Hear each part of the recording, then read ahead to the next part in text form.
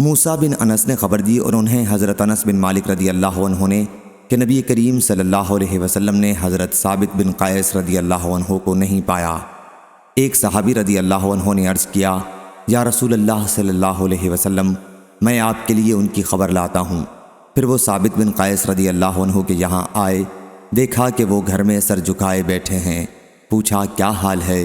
کہا کہ برا حال ہے کہ نبی کریم صلی اللہ علیہ وسلم کی آواز کے مقابلے میں بلند آواز سے بولا کرتا تھا۔ اب سارے نیک عمل اکارت ہوئے اور اہل دوزخ میں قرار دے دیا گیا ہوں۔ وہ نبی کریم صلی اللہ علیہ وسلم کی خدمت میں حاضر ہوئے اور انہوں نے جو کچھ کہا تھا اس کی اطلاع آپ صلی اللہ علیہ وسلم کو دی۔ حضرت موسیٰ بن انس نے بیان کیا کہ وہ شخص اب دوبارہ ان کے لیے ایک عظیم بشارت لے کر ان کے پاس آئے۔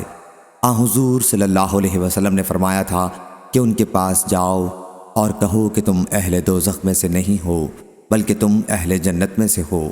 صحیح بخاری حدیث نمبر 4846۔